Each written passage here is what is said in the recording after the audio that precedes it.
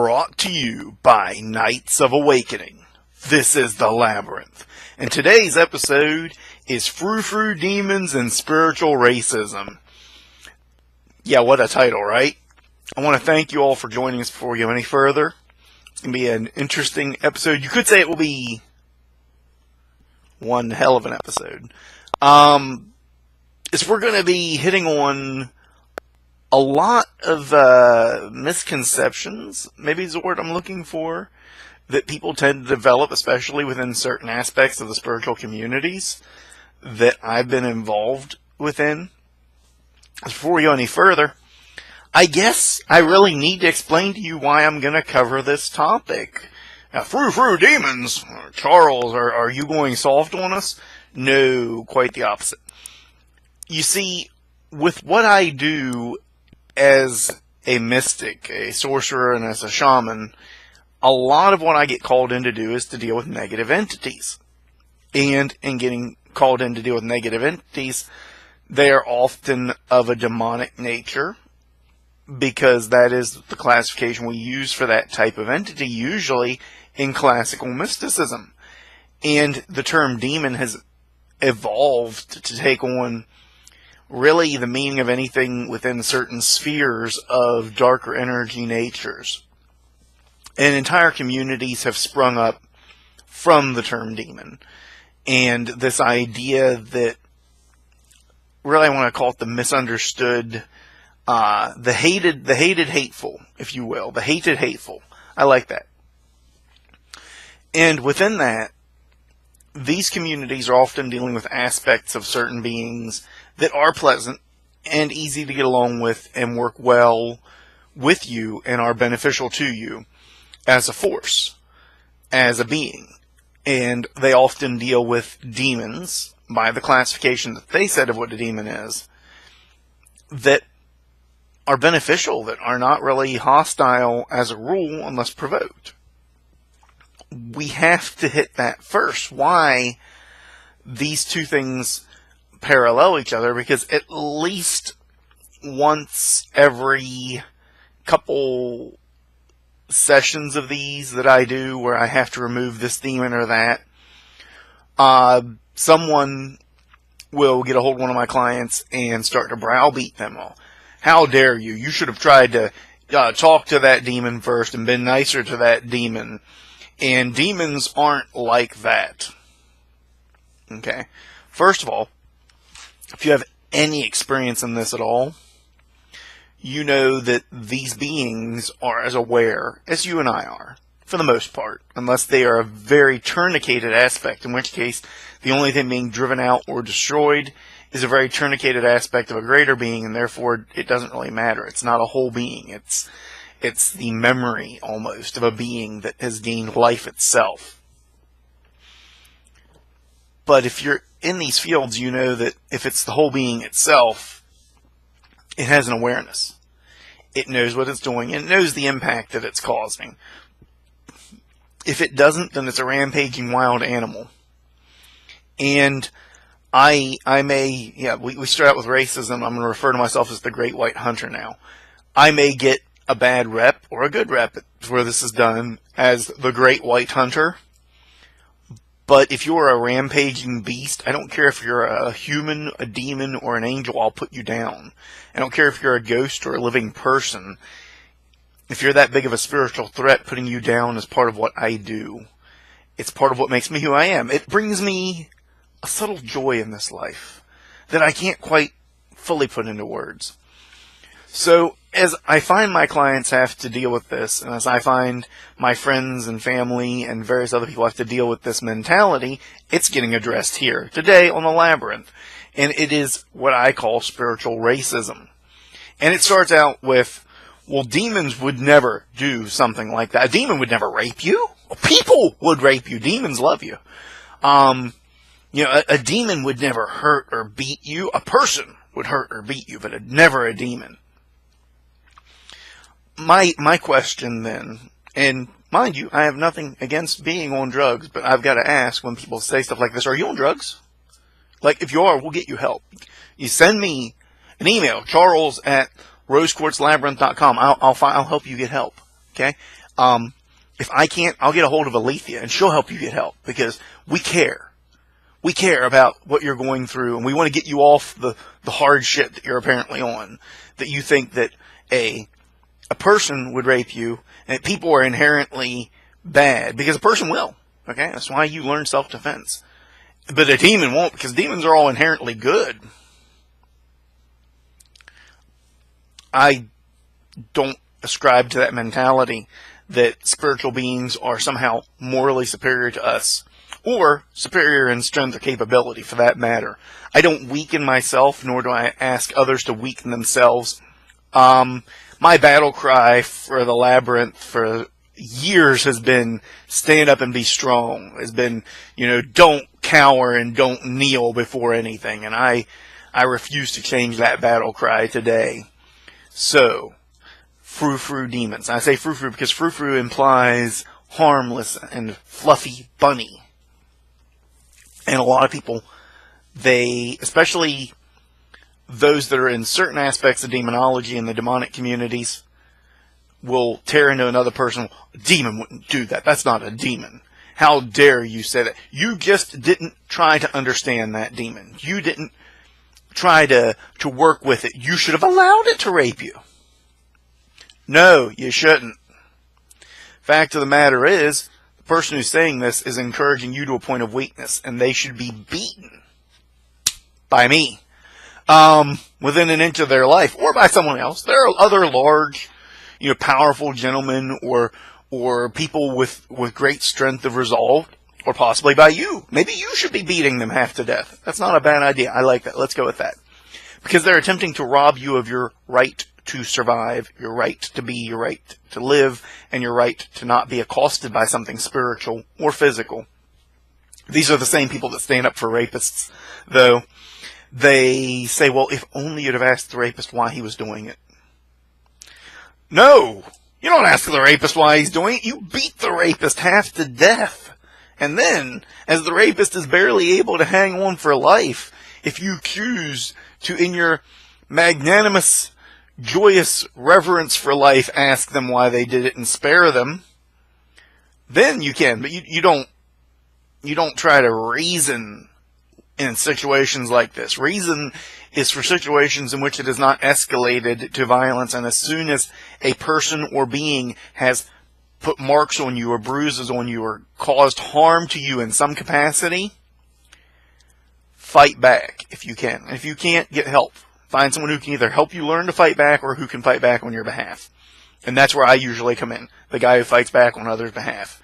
There's a reason I keep my shamanic journey priced low, because it is my go-to for that. And actually, you're going to find a lot of my services will be higher than that. And people say, well, do you think this would do better? No, shamanic journey is what you need for this. Why do I keep it where it's at? Because I am not going to put people into a plethora of debt so that I can save their life, but also there has to be some kind of exchange. My time has value, their time has value, and it takes a toll on me, often taking days to recover after I do a journey. So I have to make up for that fact as well. These people who say demons could never do that always use personal experience as the ultimate guide. And that's great, because that's the only guide you really have in mysticism. But it's also terrible because it shows their lack of willingness to work outside their paradigm and their own personal experience. These are the same kind of people that say, well, you can't hit someone in the nose if they step backwards. So all you've got to do is step backwards while being punched and you'll never be hit. That's bullshit. Just because it worked once for you doesn't mean it works that way for everyone else all the time. And I'm not saying that all demons are bad. There is a reason why we have spirit binds in my shop that have demonic on them, have the word demon on them, including up to goetic demon spirit binds, where we bind a lesser variation of a goetic demon. Really, I should say a servant or former servant of a goetic demon. That said, I'm not trying to plug my shop too much here. What I'm hitting on with this is that if I thought all demons were bad and evil, cruel, rapist, butchering, massacring, terrible things, I wouldn't work with them at all. I would simply hit them as hard as I can as often as I can, which I don't. I find a lot of demons are very good to work with, but I'm not stuck in a paradigm that requires that only my experience be the right experience. And a lot of these people that are like, well, demons would never do that. I've never seen a demon do that. Yeah, but you've never really had magic work for you either. You've never achieved significant major results, most likely. Anyone who has worked in the field long enough will tell you that gross classification of any being, any type of entity or energy, is wrong. I've had angels cause problems too in places. I've had people plagued by archangels. It's not unheard of. It is not uncommon. These beings, well, I shouldn't say archangels, I should say higher level angels. I should say angels on par with archangels. I've yet to have one that was plagued by a named archangel, per se. But I'm sure I'll run into it eventually. These beings come in many shapes and sizes. And outside of named beings, you can't say this being would never do that. And even then, if it has multiple aspects to it, if it's in the Goetia, and it's also yet in other demonic books of information, then it might, because there's an aspect of it out there that exists in its current that could cause harm. So you cannot simply group all demons as this or that, nor even a named demon as this or that. The only thing I can say in that respect is that I can definitely tell you, for example, Andros is always a more dangerous one to work with, because it's written in the Goetia that he is. So if you're evoking him from the Goetic current, and that's where you're drawing your inspiration from, you're always going to get a being that's very dangerous for you to work with. It's just the nature of it. You're using that paradigm to bring him into being. And if you're not dealing with any of those things and you run across one of these, you could be getting any aspect of it that someone else brought into being, or that someone else evoked into this plane. If you're telling people that they should have tried harder to make peace and that they were hurt or injured in some way by a being, shame on you. How dare you? Get back under your rock. How the hell did you crawl from under there? I thought I'd put weights on that damn thing. You're not doing anything for that person. The only thing you're doing is satisfying your need to feel better about the fact that you feel that your demon or demons or beings you work with are misunderstood. You'd be better to look at them and say, well, I understand you had this bad experience. You do realize not all demons are like that, and I feel bad for you that you ran into one that is like that. That'd be a better way of dealing with it. It would be a more rational way of dealing with it. But most people need to feel better about themselves, and they're not really worried about helping the person that was injured. They're worried about helping themselves, and they need to fit this in their paradigm, because if a demon could hurt that person, maybe they could hurt them too. Well, yeah, that's how it works. People could hurt you too. If a person hurts that other person, then they can hurt you too. That's life. You get out from under your shell, get out from your safe zone, and recognize that spiritual world is at least as dangerous as the physical one. Okay? Not more, but at least as.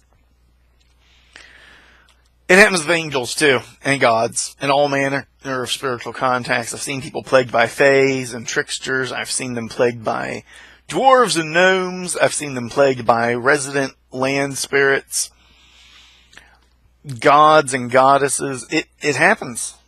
And it's because everything has that potential to be good or evil by our definition of good and evil, by our own structure of what we want or don't want to see happen.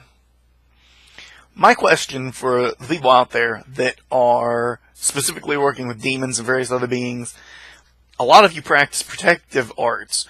Why are you practicing protective arts if there's nothing dangerous out there? Who are you protecting yourself from? Other people? Because I'll tell you, an army of demons does not really slow down a trained sorcerer for very long. They're used to evoking them and putting them in triangles. So if you put an army out there, they're just going to create a triangle. They're going to do a binding. They're going to do a blocking. They're going to do a redirection or misdirection. They're going to give the demons reason to be somewhere else, so they're going to take you spiritually somewhere else where the demons can't follow. Don't underestimate the power of another person. So if all those protections are to protect you from other people, then that's not a bad idea, and it'll slow down a lot of people, but there's always going to be a bigger person out there. Is that all you're worried about? Have you had that many bad experiences with sorcerers and casters?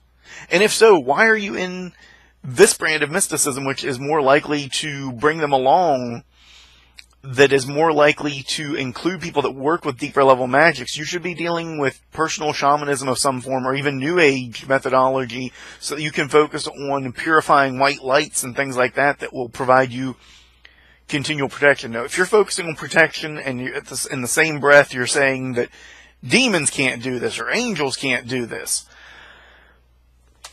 you're full of it. You're aware of the danger, but you don't like the fact that someone else had to have it dealt with in an aggressive manner. Why do the cleansings?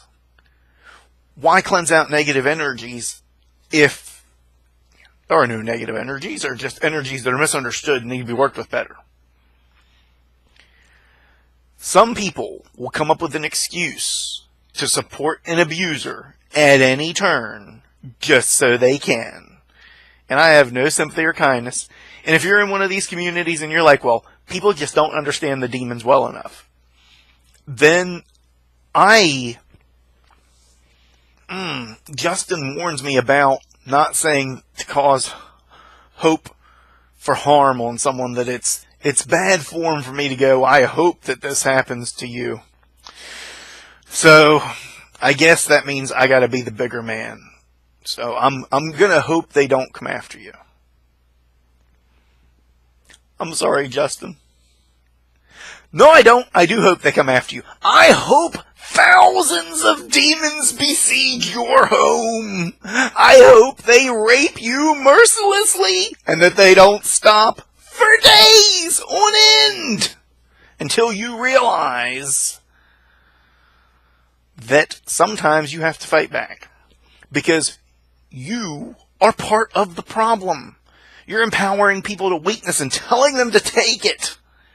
And I do hope that you're beaten halfway to death so you can come back to me and say, Charles, I'm sorry I picked on that person who was hurt, because that pisses me off that you would tear into them for having a bad experience and seeking help because you've had good experiences. You're part of the abusive cycle. And I really and truly, from the bottom of my heart, hope terrible things happen to you. But if you're not in that mind frame and you're not one of those people, I hope you never have to deal with this. I hope that it is something you never have to experience. And if you are one of those people that say, well, I've only ever had good experiences with demons, but I understand how this was traumatic for you. If you're one of those people who is simply coming from their own point of view and is not trying to shove down someone's throat an ideal that it must be like this and they just didn't try hard enough, if you're one of those good people who've had good experiences, I hope you never have a bad experience. I hope you never knock on my door seeking help, because I want you to never have had to need my help in that way. I would be glad that in 20 years, you say, I watched your show, Charles, and it was great, and me and my demons still work well with each other. I still work with them in the evocation methods that you presented on your website, on your videos. You know, it's been a great adventure for me, and they've never been anything but good with me. You know, I hope that I can say that, but if you're there looking at someone else and say, you just didn't try hard enough, you don't understand how demons are, and you are putting guilt on someone who's already went through a terrible experience, if you are one of those people causing that kind of guilt, I wish the worst for you. And if you're not, then I wish the best. That's how I view it. So I'm sorry, Justin, I can't wish goodness and kindness on these people. I try. I really do, brother. But some people deserve to be beaten. And if you're telling someone that they had it coming because they didn't try to reason with the aggressor, even though they did, and that they just didn't try hard enough, that they just don't understand what that being wanted or what it was going through, they're part of the problem. So I've got to wish harm upon them to still be good with my gods, with my ideals. I truly hope that no one watching this is one of those people who would say and do that. And if you are, I hope that this has made you do a double take and rethink. Because once you start rethinking that, you go, yeah, maybe I've been a little harsh with people. Maybe I should be a little bit more understanding when someone goes through something like this and recognize, yeah, maybe some demons can do this. Maybe some angels can do this. Maybe some gods can be like this. And maybe I need to be a bit nicer to this person. If they went through a terrible experience, I need to see it from their point of view and try to help lift them up. If that's what you take from the end of this video, then I hope that no problem ever happens to you. Because I believe that once you step off that path of trying to cause harm and abuse, that a redemption occurs, especially in this. That when you step off that path of trying to encourage the abuser and you recognize the abused's right to be defended and to defend themselves, that you are transformed by the holy light of Charles.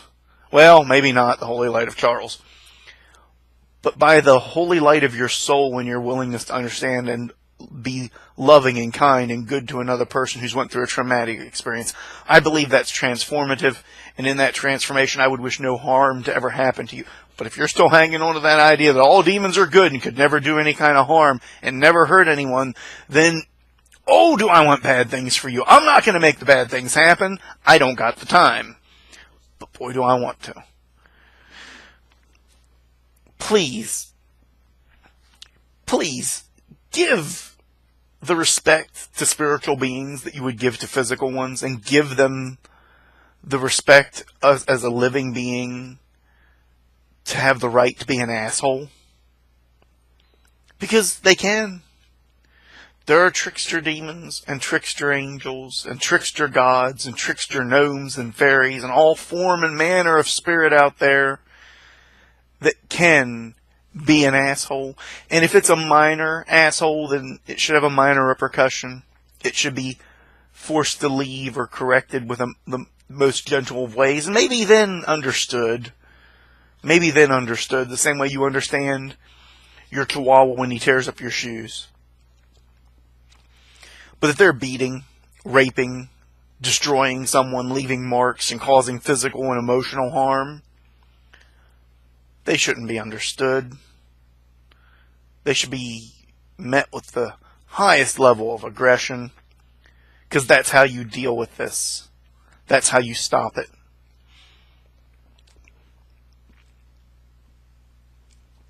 That's what I wanted to hit on. More than anything with this episode, I wanted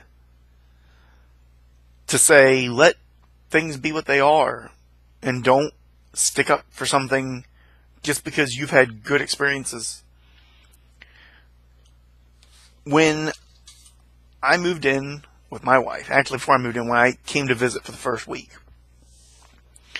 I met her chihuahua. And up to that point, actually one of her two chihuahuas, up to that point, my experience with chihuahuas had been grossly negative. And I said, I don't know how well I'm going to get along with these dogs, because chihuahuas are evil little creatures. They're demons with fur and waggy tails, okay, that will bite you just for being near them. This dog, Benny, who is the reason we have this background up. Otherwise, in the background on the bed behind me, his tail wags, and it'll look like I'm wagging my tail when I get excited.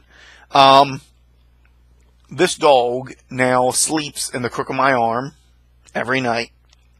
I've been told, since my darling wife does not sleep as well as I do, that I pet this dog in my sleep, which should show you the bond between dog and human. Not all chihuahuas are evil, vicious things, and I gave him the opportunity to be all the good things that I see dogs to be, as any dog can be, without judgment. So, the preconceived notion that all things are evil or good is silliness, and it is as much for a demon as it is for that dog. I have met dogs that normally that breed of dog I have no issue with. In fact, they usually love me and they want to rip my face off. That particular dog just does not like me. It's rare because most animals do. This is the way of the world. If you're going to make these gross generalizations, that's one that I regret saying that way. But if you're going to make these gross and sweeping generalizations, then you're part of the problem. And in part of being that problem, you're now part of my problem, because people I help you may be tearing into. Don't do that. Don't be the dick. They already went through hell. They don't need to go through more. To wrap this up, if you're out there tearing into people who've already had traumatic experiences, be it having been raped physically or spiritually, or abused physically or spiritually, I have nothing for you, and I hope terrible things happen to you. Sorry, Justin. I try to be the better man, but I can't. This is me being the better man by being the better man for the abused. If you are out there and you have a certain point of view, however, on certain beings, that's great. I totally get that. So long as you understand that that's just your experiences, and other people have had different experiences, and therefore may have to handle things differently than you have. You can tell them, well, this always worked for me, but I understand why it wouldn't work for you. But don't put a burden of guilt on them. They've been through enough. What it means to do what we do on Nights of Awakening is to empower others, is to strengthen them, help them up, lift them up, make them stronger, better. And I hope that this episode has done that in some way, because that's what I'm here to do. Even on the Labyrinth episodes, I am here to help you awaken the night within.